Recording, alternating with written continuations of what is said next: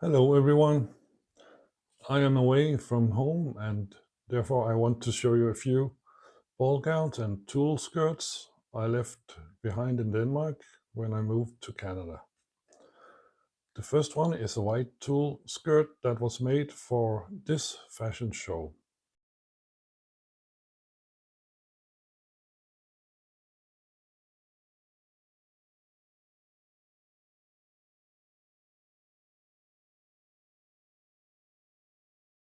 It's not complicated to do.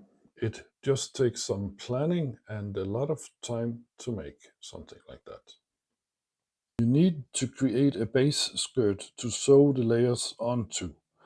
I usually use a half circle skirt that I enforce. It could be short, as shown in this model here, or long, depending on how big you want it and how many layers are needed to give you the effect that you want. This one has 6 dense layers. You need to figure out how long you want it and what shape you want. You mark the different length of the layers on the base skirt pattern with space in between and stitch some guidelines onto the base skirt itself. Find out how dense you want the layers before you cut them. You often need much more than you think. Gather the layers and distribute them evenly and pin them on right against right, except for the waist layer. It gives the skirt more volume. Start with the second highest layer and work your way down.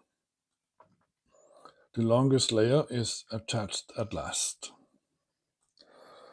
I always create a pants closing without a zipper, so there's an overlap at the closing. Finish the skirt off with a waistband and some hooks and eyes.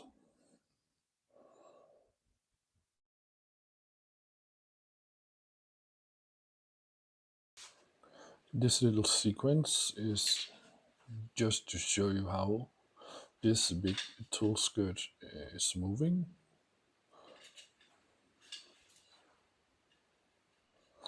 Of course, it will look much more full when you wear it.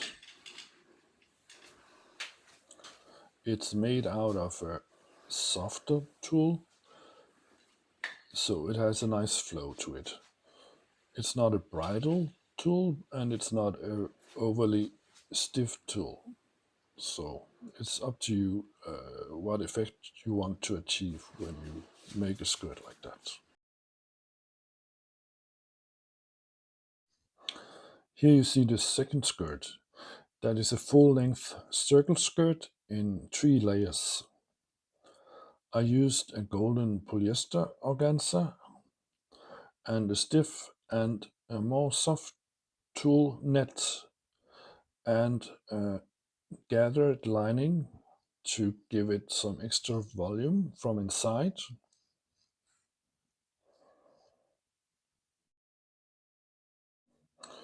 And here you see some close-up of the tulle net that I attached together.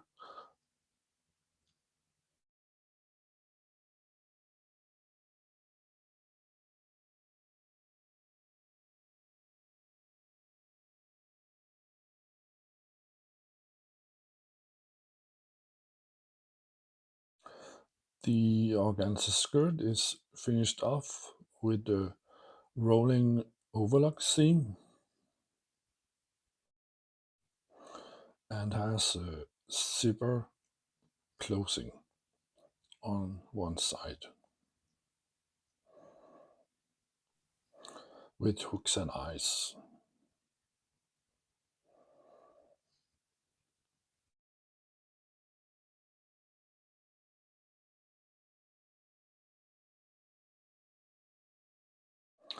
The lining is gathered and attached to the waistband before attaching it to the rest of the skirts. And at last, here is the skirt inside out, so you can see the gathering. Again, just a little sequence to show you how this skirt moves and sounds when you wear it.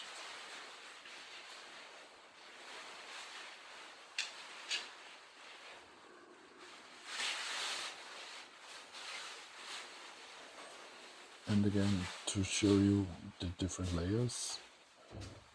The stiffest layer is on top of the lining, and the softer layer is under the organza.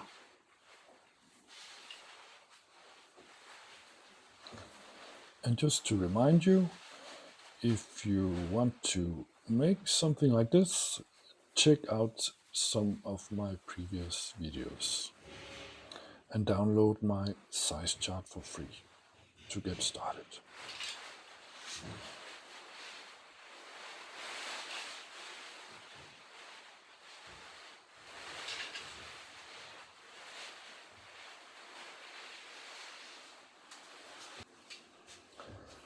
The third example I want to show you is this bold but very simple ball gown in a big striped upholstery fabric, which I love.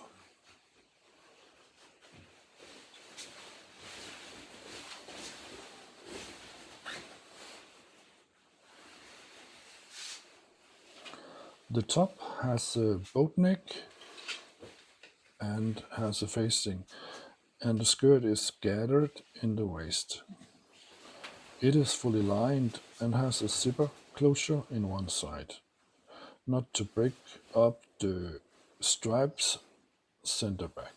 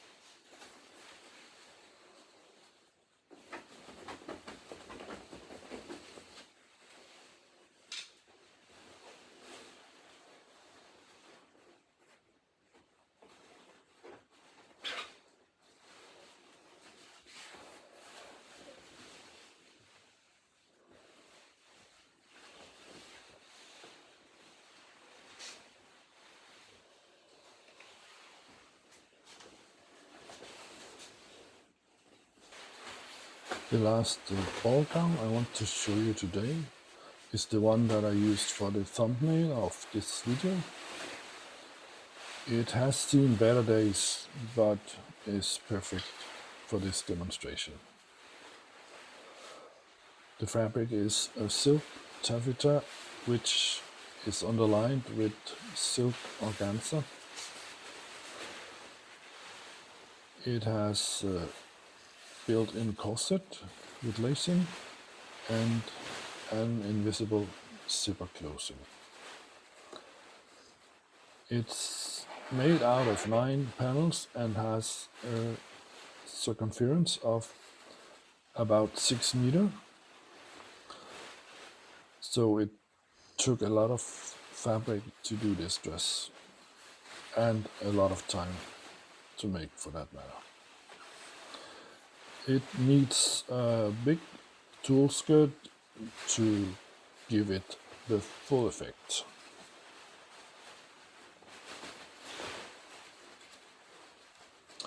As you can see on the thumbnail for the video.